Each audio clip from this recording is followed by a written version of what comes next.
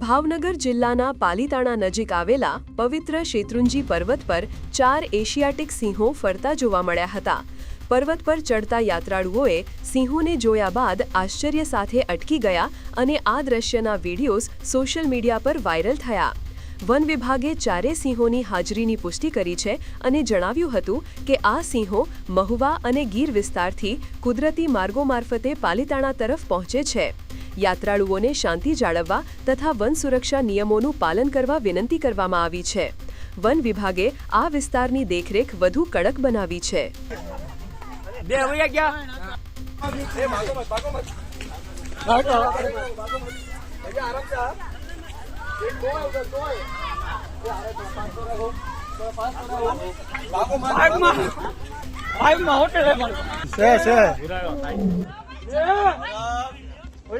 ग्रंथोर वालों निष्ठार वालों उधर है।